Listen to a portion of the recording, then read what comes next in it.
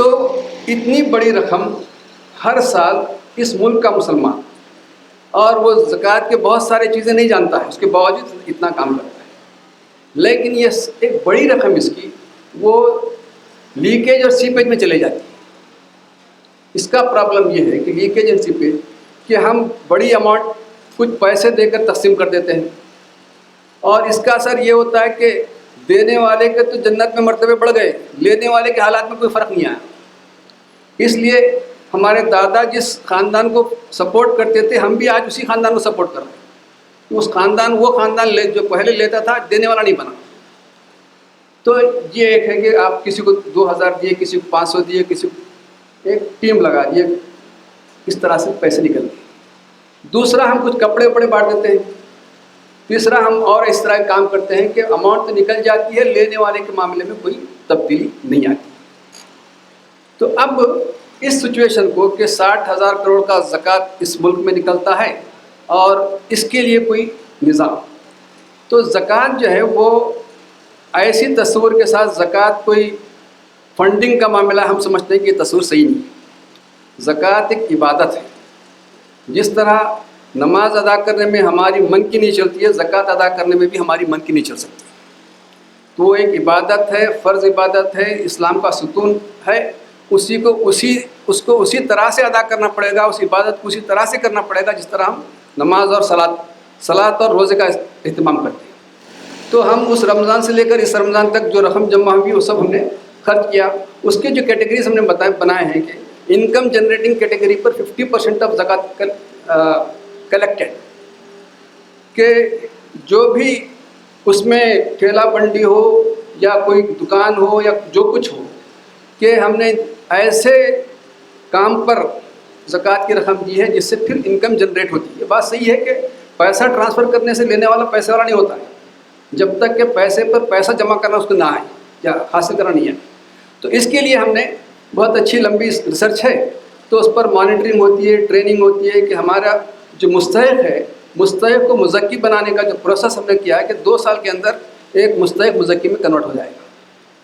تو یہ ہم نے پوری ٹیم کے ساتھ وہ کام کیا ہے، الحمدللہ وہ کام ہو رہا ہے۔ لازمات ہے کہ یہ ملت ہی کو یہ کام کرنا ہے، اور ملت کے ضمن میں ہمارا تصور یہ ہے کہ اس کے ساری شکستہ حالی کے باوجود اس کی صورتحال کو اگر میں یوں ڈیفائن کروں کہ میرے تن کے زخم نگن ابھی، میرے آنکھ میں ابھی نور ہے، میرے بازوؤں پر نگاہ کر جو غرور تھا وہ غرور ہے، ابھی رزم گاہ کے درمیاں ہے میرا نشان کھلا ہوا، ابھی تازہ دم ہے میرا فرس نئے مارکوں پر تلا ہوا۔ کہ یہ ملت کوئی مری ہوئی ملت نہیں، یہ ملت وہ سب چیزیں کرنے کے لیے اس کے پاس دم خم ہے جو وقت اس کو چیلنج کرتا ہے، اور ہر چیلنج کا یہ جواب وہ بہتر طریقے سے دے سکتی ہے۔ اسی وجہ سے یہ ملت یہاں پر اپنا ڈیفینس یا اپنے آپ کو بڑھانے میں مسلسل کوشش کر رہی ہے۔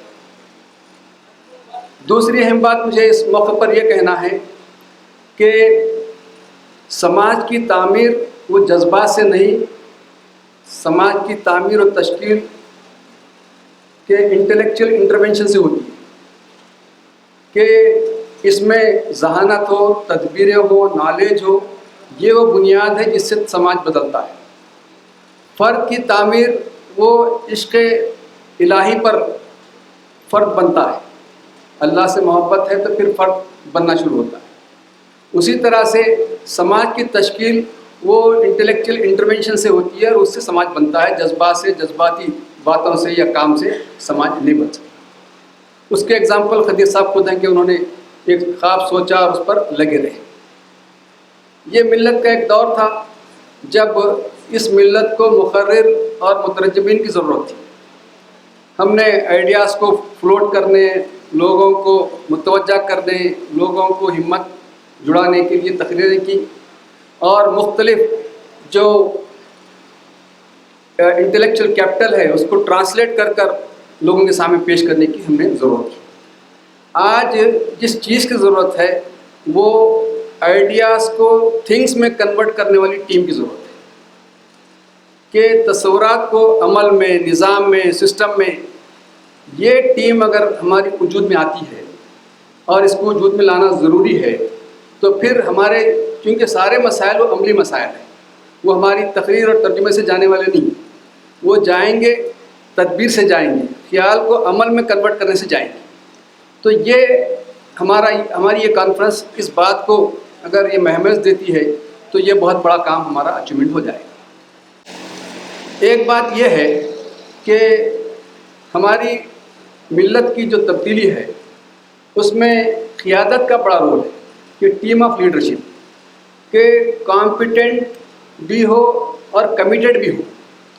ہندوستان کے پانی میں جو ہے کمٹمنٹ کی تھوڑی سی کمی ہے کہ یہاں کا پانی پیتے ہی سنسیریٹی اور بہت ساری چیزیں ہر سطح پر ذرا کم ہو جاتی ہیں.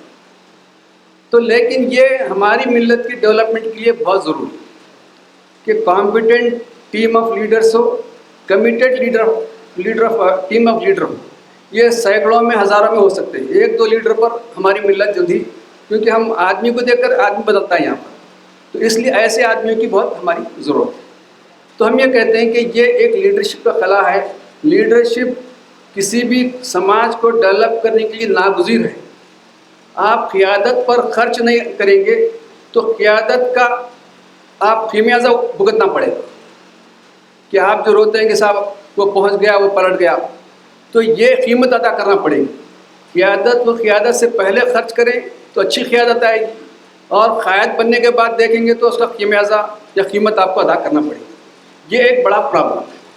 دوسرا، قیادت ہماری کمیونٹی کی ڈیولپمنٹ کے لیے عوام اور قیادت کے درمیان ایک ریپو ہونا چاہیے کہ یہ ڈرائنگ روم قیادت اب چلنے والی نہیں، کہ پارٹیسپیٹو قیادت کے قدم با قدم گراس روٹ لیول پر ہم چلنے والے زیادہ لوگ ہوں تو یہ پھر ہماری کہ تقدیر بدل سکتی ہے.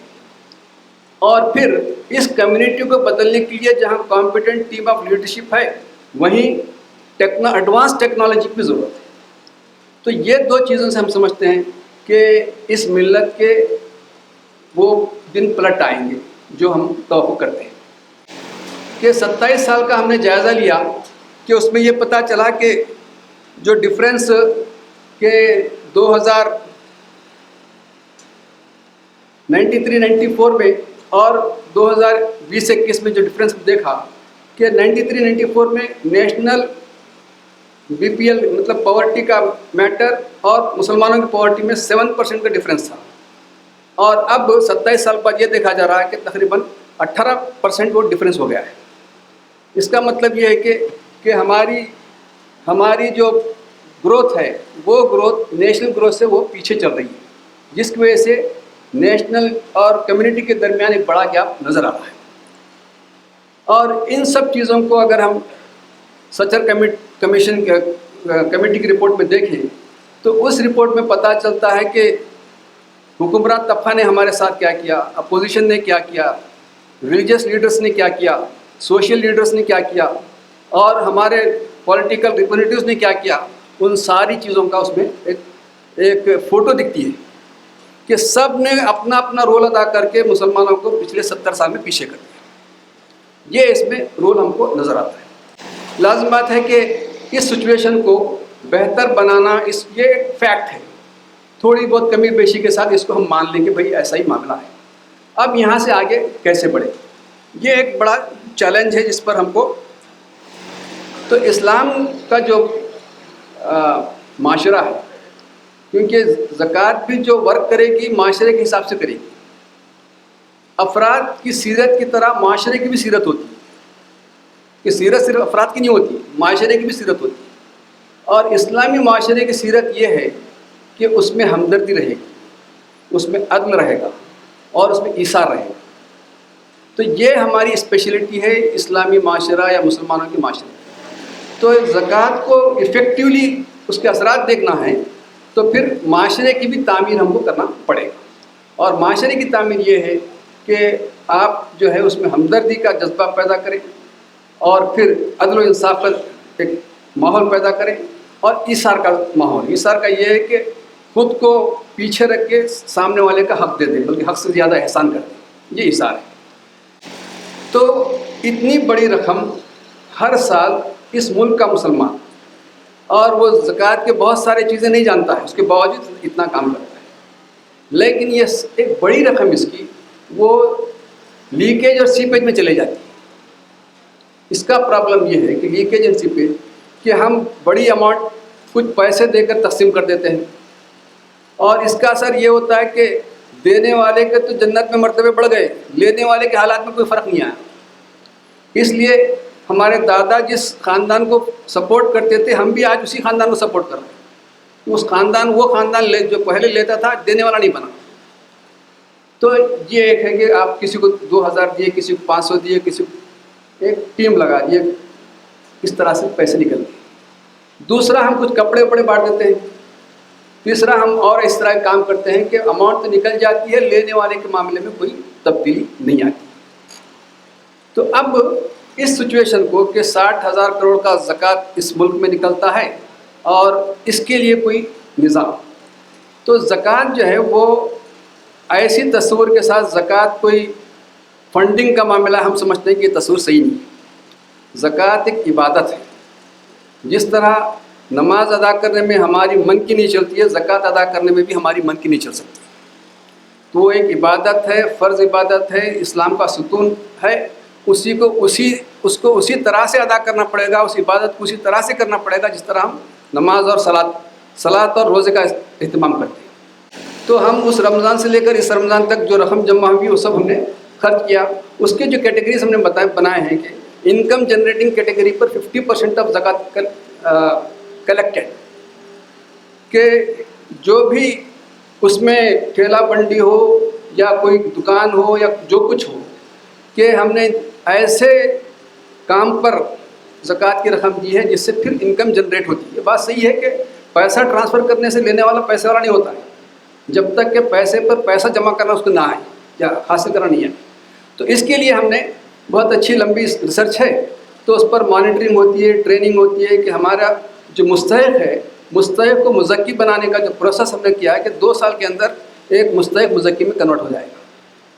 تو یہ ہم نے ایک پوری ٹیم کے ساتھ وہ کام کیا ہے، الحمدللہ وہ کام ہو رہا ہے۔ سیکنڈ اس کا جو زکوٰۃ لگانے کا طریقہ ہے وہ ایجوکیشن اینڈ اسکل ڈیولپمنٹ پہ 30% ہم اس پہ لگا رہے ہیں، اس کی بڑے اچھے امپیکٹ آ رہے ہیں۔